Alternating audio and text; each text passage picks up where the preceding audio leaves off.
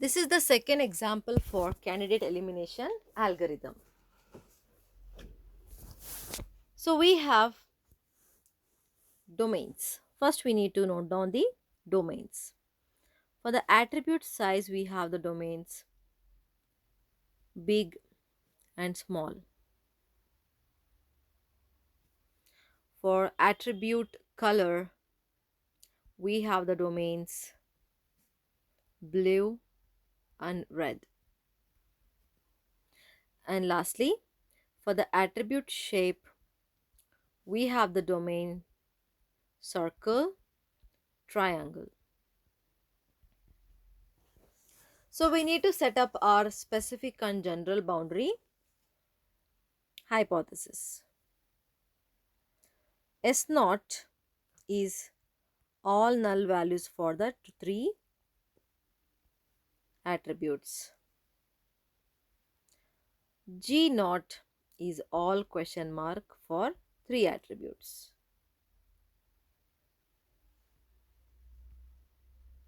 Coming to the first sample. The first sample is a negative sample. Also you can see the second sample is negative sample. I have given you this data set already. Same thing. You can have a note and follow up with the solution. So I'll directly write here. So here x1 is a negative sample. So I went to the negative side, that is general side. The values are big red circle with the output no. So for the value big it is no, for red it is no, and circle it is no. So general side hypothesis will be updated with the available values in the domain. For example, for big, when it is big I can make use of small. So same way you can write for other attributes. So first one, since for big it is no, for small it may be yes. Added new hypothesis. In the same way, available value with the red is blue. So question, blue, question. And available value in the domain for circle, that is third parameter, is triangle. Question, question, triangle. And there is no change in specific side. S1 remains as it is.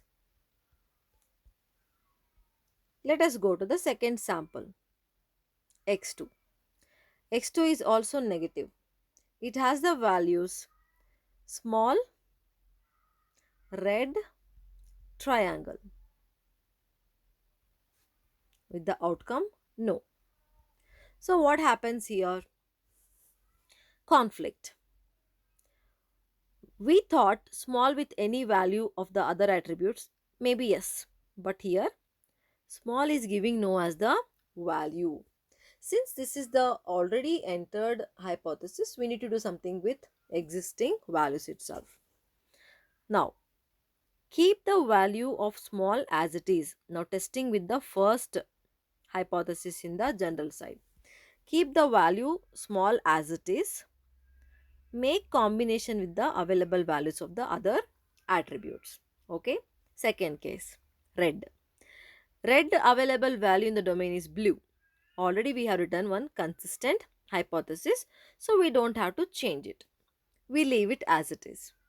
Coming to the third one, triangle and triangle. We added thinking that triangle is allowed.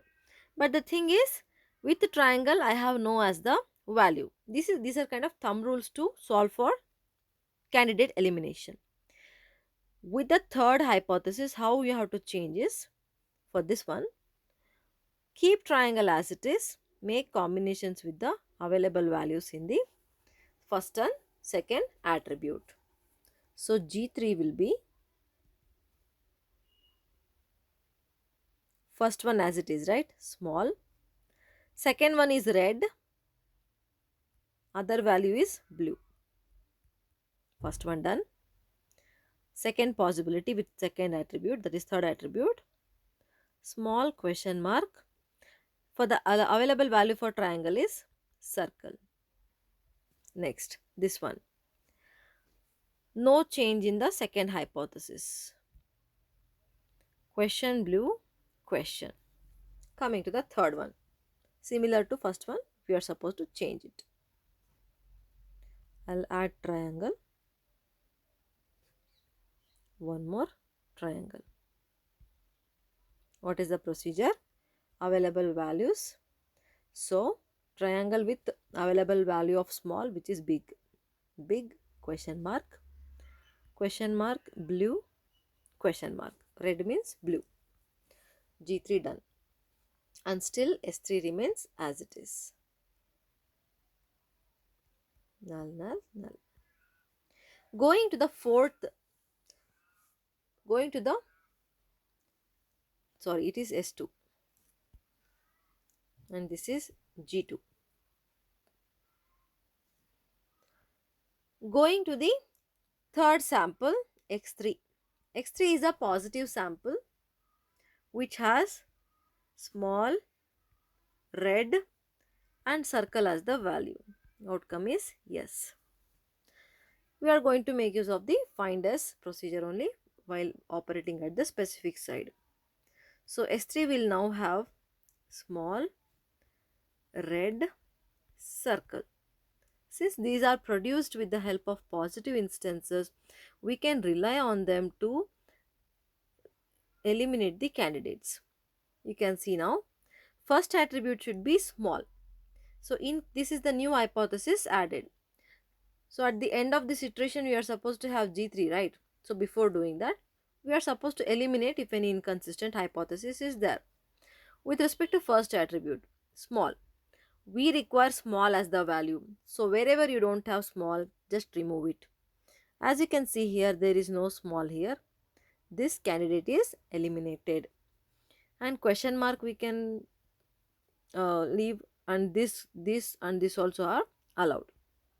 Next, second variable should be red. Wherever you don't have red, remove it. So blue is there, I'm going to remove.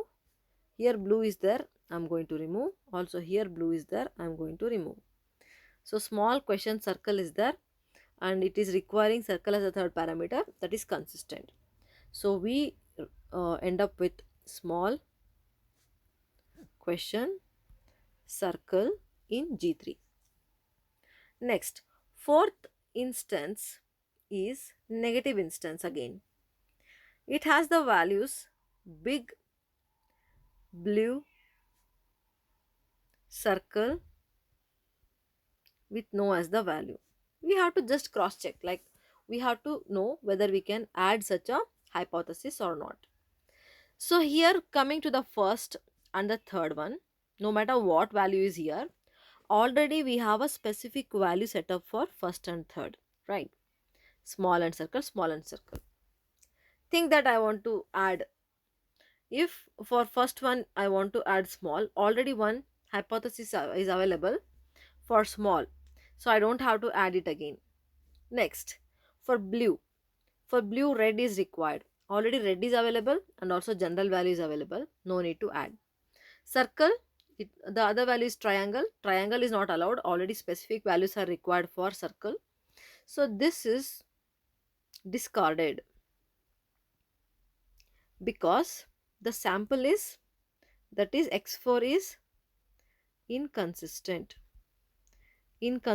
with H, means inconsistent with the hypothesis space itself. So G3, sorry, G4